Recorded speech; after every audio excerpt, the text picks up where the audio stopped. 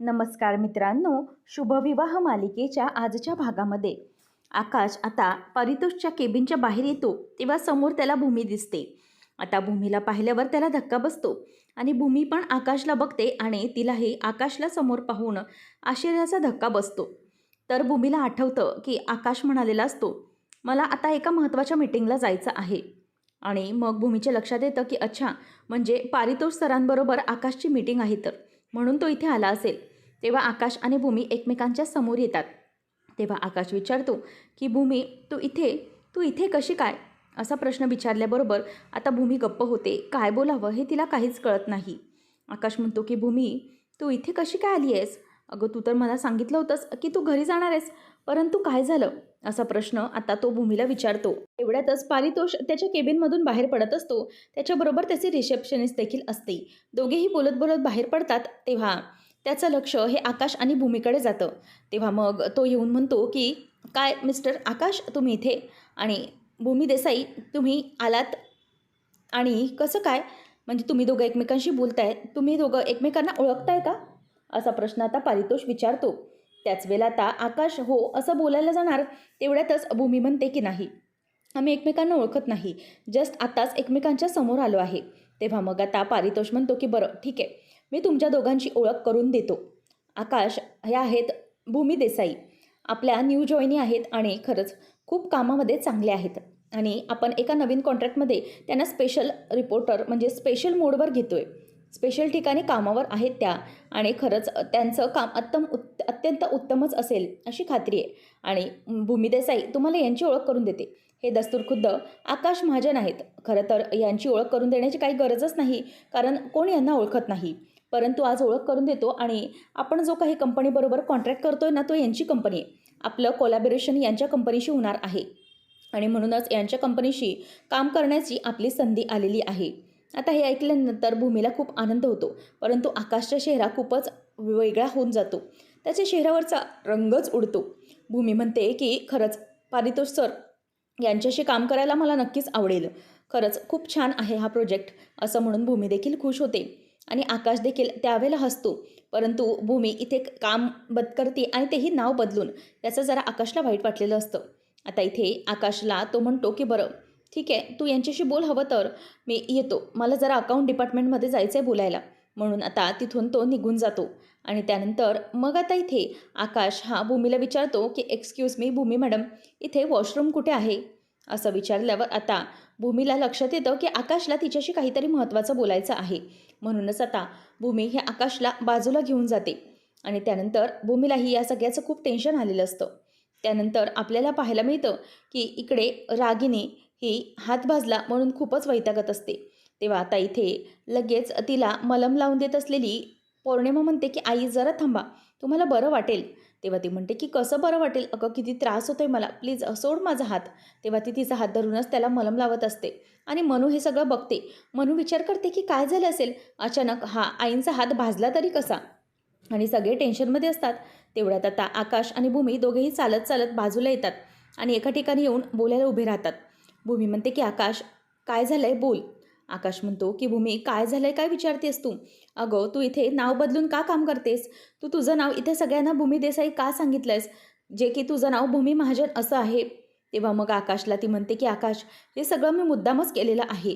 आता तुझी आणि पारितोष सरांची भेट झाली बघ, त्यावरून जर त्यांना कळलं असतं अगोदर की मी महाजन आहे आणि महाजन असूनही इथे अशा प्रकारे काम करते, तर ते कितपत त्यांना डायजेस्ट झालं असतं मला माहिती नाही.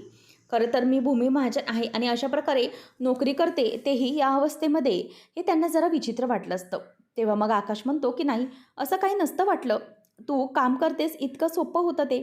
तेव्हा भूमी म्हणते की तसं नाही आकाश, कसं ना, मी महाजन गारमेंट म्हणजेच तुझ्या कंपनीची ओनर म्हणजेच बायको असूनही असं दुसरीकडे काम करते, हा प्रश्न तर त्यांच्यासमोर उपस्थित राहिलाच असता.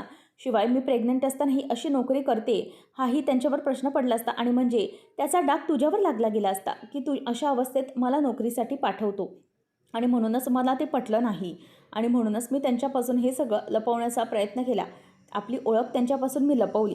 आकाश, मला असं वाटतंय की हे सगळं मी योग्य केलं, कारण तुझ्या गोष्टीसाठी, तुझ्या काही महत्त्वाच्या गोष्टी आहेत त्या जपण्यासाठी मी हे सगळं केलं. तेव्हा आकाश म्हणतो की ठीक आहे भूमी, तुझंही म्हणणं तसं मला पटतंय, की तू अशा प्रकारे लपवून काम करशील, परंतु भूमी काय गरज आहे हे सगळं काम करण्याची? तेव्हा भूमी म्हणते की आकाश गरज आहे. बघितलं ना आता काय घडतंय ते. सध्या आपल्यामध्ये जे काही ताणतणाव आहेत ते दुसऱ्या बाजूला राहिले, परंतु नियतीलाही माहिती आहे की आपलं एकमेकांवर किती प्रेम आहे. काही कितीही झालं तरीही आपण एकमेकांपासून वेगळे होत नाही. काही झालं तरीही आपण मार्ग एकत्रच निवडतो आणि आताही तसंच झालं आहे. आपण किती एकमेकांपासून लांब जाण्याचा प्रयत्न केला आहे, तरीही नियती आता आपल्याला एकत्र काम करण्याची संधी उपलब्ध करून देते आहे. आणि म्हणूनच मला खूप आनंद झाला आहे. आता खरं तर मला टेन्शन होतं की कंपनीत कसं होणार, परंतु पारितोष सर खरंच खूप चांगले आहेत. त्यात माझे जे काही काम चालणार आहे ते तुझ्याबरोबर असणार, म्हणून तुझंही माझ्यावर तिथे लक्षच राहील, म्हणूनच सगळा आनंद वाटतोय मला. तेवढ्यात भूमीचा फोन वाजतो. भूमी म्हणते की हो बोल मानू, काय झालं? तेव्हा मग आता मनूला ती विचारते की कसलं टेन्शन आहे का? मनू म्हणते की अगं ताई, आज तुम्ही नाव नोंदवायला जाणार होतात, त्याचं काय झालं आहे? तेव्हा मग भूमी म्हणते की हो अगं, नोंदवलं आहे नाव मी आणि आकाश जाऊन आलो, नाव नोंदवलं. तेव्हा मग आता मनू म्हणते की खरंच खूप आनंदाची मोठी बातमी आहे. नंतर ती म्हणते की बरं ताई चल मी ठेवते फोन, घरामध्ये ना जरा थोडं टेन्शन सुरू आहे. तेव्हा भूमी विचारते की काय गं, कसलं टेन्शन? तेव्हा मनू सांगते की अगं आईंचा ना हात भाजलाय. तेव्हा भूमी म्हणते की काय, रागिनी हत्यांचा कसं काय? आकाश पण घाबरतो. तेव्हा ती म्हणते की थांब मी बघते आणि तुला सांगते. त्याच वेळेला आता भूमी म्हणते की रागिनी हत्यांचा हात भाजलाय. आकाश म्हणतो की काय, कसा काय हात भाजला आहे आईचा अचानक? तेव्हा भूमी म्हणते की आकाश, तिकडे आपली गाडी जाळलं गेलं आणि इकडे आज आत्यांचा हात भाजला जाणं, हा योगायोग नाही वाटत आहे का तुला? नाही म्हणजे हा योगायोग असा कसा असू शकतो? जरा विचार कर, म्हणजे तुझ्या डोक्याने की अचानक आज आईंचा हात कसा काय भाजला, असा विचार आता आकाशच्या डोक्यामध्ये ती टाकते. तर इथे जोरजोरामध्ये ती ओरडत असते आणि म्हणते की काय चाललंय पौर्णिमा तुझं? अगं माझा हात दुखतोय आणि किती जोराने मलम लावतेस तू. तेव्हा आता पौर्णिमाला आजी म्हणते की अगं बाई हळू, जरा बघ तिला किती त्रास होतोय ते, जरा शांत हो.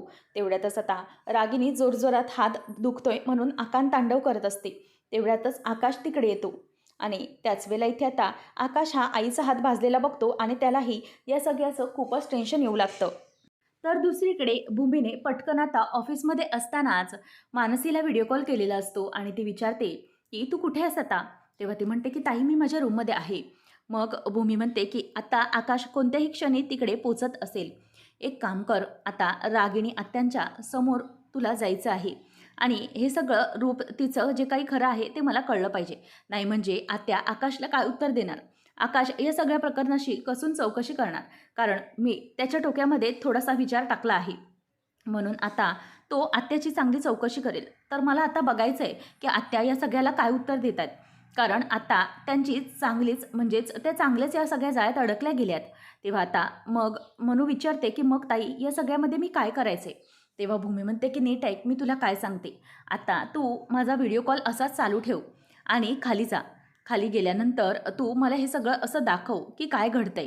आत्यांकडे कॅमेरा ठेव आणि हो, कोणाही कळता कामा नये की माझा हा व्हिडिओ कॉल सुरू आहे. तेव्हा मग मानू म्हणते की ठीक आहे ताई मी जाते. आणि मग आकाश येतो आणि आकाश आल्याबरोबर पौर्णिमाला बाजूला करतो आणि म्हणतो की पौर्णिमा अगं बाजूला हो. आणि आत्याला विचारतो की अगं आई, तुझा हात कसा काय भाजला गेला? काय झालं अचानक? कसा त्रास झालाय तुला? तेव्हा मग ती म्हणते की अरे आकाश बाळा, तू इथे कसा काय? तू तर मीटिंगला जाणार होतास ना, तुझी महत्त्वाची मीटिंग होती. तेव्हा तो म्हणतो की आई ते सगळं बाजूला राहू दे, तू मला आधी सांग तुझा हात कसा भाजला गेला. त्याच वेळेला रागिनीला तिने केलेली कृत्य आठवतात आणि त्या गाडीला जाळता जाळताच काडीपेटी पेटवताना तिच्याच हातावर कशी माचीस उलटते आणि तिचाच हात कसा भाजतो हे तिला आठवतं. परंतु ती जोरजोरात अगं आई आई असं ओरडत असते.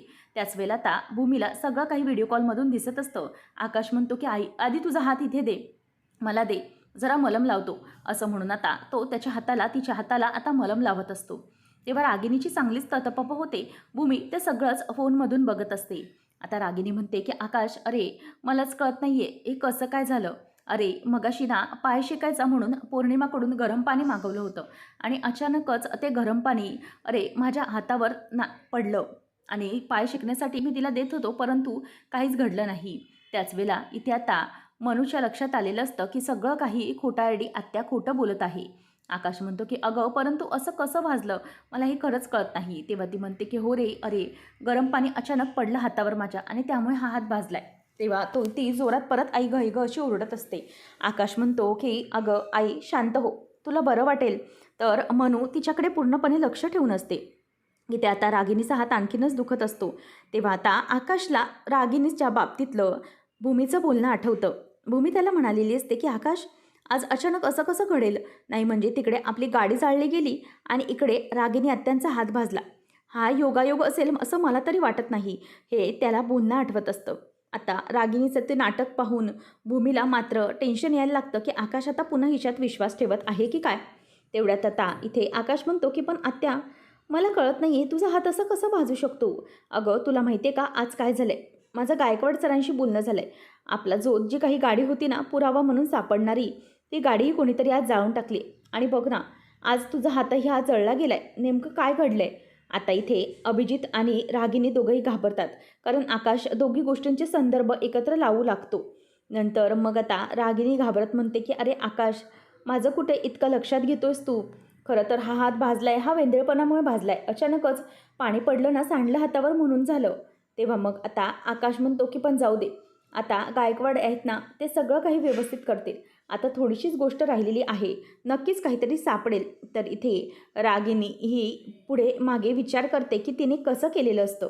रागिनी ही अभिजितबरोबर गाडीमधून येते तेव्हा खाली धावत धावत आता हे ऐकल्यानंतर पौर्णिमा येते आणि पौर्णिमा म्हणते की आई, हे काय झालंय? तुमचा हात कसा भाजलाय? तेव्हा रागिनी वैतागत म्हणते की अगं प्लीज मला आता तू यावर प्रश्न विचारू नकोस. तेव्हा मग रागिनी म्हणते की शांत हो, मला खूप त्रास होतोय. तेव्हा रागिनी म्हणते की तसं नाही हो, अचानक कसं काय भाजला याची भीती मला वाटायला लागली. तेव्हा आता अभिजित तिच्या वतीने बोलतो की अगं बस कर ना, पौर्णिमा किती प्रश्न विचारतील? अगं तिची हालत तरी बघ काय झाली आहे ती. आणि अगं ती कुठला त्रास मगजपासून सहन करते ते मी बघतोय. आता ती सांगते तसं कर. तेव्हा मग आता लगेच रागिनी म्हणते की हे बघ पौर्णिमा, आता मला आपला हात भाजायचा आहे. पौर्णिमा म्हणते की काय परत? तेव्हा ती म्हणते की अगं परत खरा खरा नाही, खोटा खोटा भाजायचा हात. आता मी तुला जसं काही सांगते ना ते सगळं व्यवस्थित ऐक आणि तसंच्या तसं करायचं आहे तुम्ही दोघांनी. तेव्हा पौर्णिमा म्हणते की हो आई चालेल, तुम्ही सांगताय ना तसंच सगळं आम्ही करतो. आणि अशा प्रकारे आता पौर्णिमाने हे आकाशसाठी सगळं काही खड्डे खणून ठेवलेले असतात. तर इथे पौर्णिमा ही गरम पाण्याचा टप आणायला जाते. तेवढ्यातच आता अभिजित ओरडतो आणि म्हणतो की अगं गरम पाणी नको करूस, थांब. तेव्हा ती म्हणते की पण मग आजीसमोर सगळं. तेव्हा तो म्हणतो की थांब एक मिनटं. आणि तो त्यामध्ये पाण्यात नायट्रोजन आईस घालतो. तेव्हा ती म्हणते की अहो अभिजित हे काय आहे? तेव्हा अभिजित म्हणतो की याला नायट्रोजन आईस म्हणतात. मग ह्याला पाण्यात घातल्यानंतर पाण्यातून वाफा येतात. तेव्हा पौर्णिमा म्हणते की वा, माझा नवरा किती हुशार आहे, किती सगळं माहिती आहे तुम्हाला यामधलं, वेगवेगळे प्रयोग येतात करता. तेव्हा अभिजित म्हणतो की आपण ज्या प्रकारचं काम करतोय ना त्या सगळ्यामध्ये आपल्याला या सगळ्याची माहिती करायला हवीच आहे. आणि हो, तू हे सगळं माहीत करून ठेव, कधी ना कधी तरी नक्कीच उपयोगी पडेल. त्याच वेळेला आता तो म्हणतो की या पाण्यातून आता वाफ येते, तू काय करायचं आहे, हा टप ना गरम पाण्याचा आईसमोर नेऊन ठेवायचा आहे. बाजूला आजी पण जप करत बसलेली आहे, मग आजीचं तिकडे लक्ष देणार. म्हणूनच आकाशला विश्वास बसायला हवा की आईचा हात खरंच या सगळ्याने भाजला, त्यासाठी आपल्याला हे नाटक करायचे आहे. तेव्हा रागिनी आणि अभिजितचा तो अगदी क्लेवरपणा पाहून आणि हुशारी पाहून ती खुश होते आणि तो टप हातात घेऊन येत असते. तेव्हा आता आजीचा जप मात्र सुरूच असतो. रागिनी ही दोघेजण कधी येतात याची वाट पाहत असते. आता दोघेजणही तो टप घेऊन येतात आणि पौर्णिमा लांबूनच बघत असते. तेव्हा रागिनी त्या दोघांनाही खुणावते की या, तो पाण्याचा टप घेऊन इकडे या. म्हणूनच आता इथे पाण्याचा टप घेऊन आता लगेच पौर्णिमा तो टप तिथे टिपॉयवर ठेवते आणि रागिनीला विचारते की सुरू करायचं का. त्याच वेळेला आता अभिजित म्हणतो की आई हे बघ, हे गरम पाणी आहे, याने तुझे पाय बुडव, तुझ्या पायाला शेकलंस की तुला जरा बरं वाटेल. त्याच वेळेला इथे आता लगेच आजीचे डोळे अभिजितच्या आवाजाने उघडतात आणि मग पौर्णिमा ते पाणी तिथे ठेवते. आणि मग रागिनी म्हणते की थांब, मी घेते ते पाणी खाली ठेवते. पौर्णिमा म्हणते की नको नको आई, मी देते. या दोघींच्या झटापटीमध्ये आता ते पाणी मुद्दामच पौर्णिमा रागिनीच्या त्यात जळल्या हातावर टाकते आणि मग रागिनी जोरजोरात आई ग हात भाजला असं ओरडायला लागते की खरंच तिचा हात भाजल्याचं नाटक सुरू होतं. तेव्हा मग आता आजी म्हणते की काय ग, अगं पौर्णिमा काय करतेस तू, मूर्ख कुठली, अगं बघ तिचा बिचारीचा हात किती लाल लाल झालाय, अगं किती भाजलाय माझ्या मुलीला, असं म्हणून आता ती रडू लागते. आणि ती म्हणते की आई बघ ना माझा हात दुखतोय आणि ती आता जोरजोरात मुद्दाम रडून दाखवत असते. तर इथे रागिनीने ते मुद्दाम नाटक केलेलं असतं आणि अभिजित म्हणतो की थांब आई, मी तुला मलम आणतो. आणि रागिनी ही पौर्णिमाला नाटक अगदी व्यवस्थित झालं असं अंगठा करून खुणावते. त्याच वेळेला आजीने अशा प्रकारे आकाशला सांगितलेलं असतं की रागिणीचा हात हा गरम पाणी पौर्णिमाच्या चुकीने तिच्या हातावर पडला आणि म्हणूनच रागूचा हात भाजला. आता असं ऐकल्यानंतर मात्र आकाशला कळतं की खरंच आजीचा हात भाजलाय. तरी ते भूमी म्हणते की आजीनेही या सगळ्याला पाठिंबा दिलाय, याचा अर्थ असाच आहे की आजीसमोरच हे सगळं असं काहीतरी घडलं असणार. परंतु हे कसं शक्य झालं? नक्कीच आत्याचा हात त्या गरम पाण्याने भाजला आहे की नक्की दुसरं काय झालं आहे की आत्याने हे सगळं नाटक बनवून आणलं आहे, असा विचार आता भूमीच्या डोक्यात सुरू असतो. आणि भूमीही विचार करत असते की नेमकं काय घडले. तर आकाशलाही आता भूमीवर विश्वास ठेवू की नको असं झालं असतं.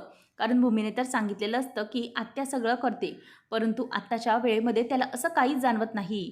कारण आत्याच्या समोरचीच कबुली आजीने दिलेली असते आणि जे काही घडलं ते आजीनेच सांगितलेलं असतं. पुढच्या भागामध्ये आपण पाहणार आहोत की आता भूमी समोर येते आणि म्हणते की आकाश, रागिनी, पटवर्धन, तुमचा खेळ आता संपला.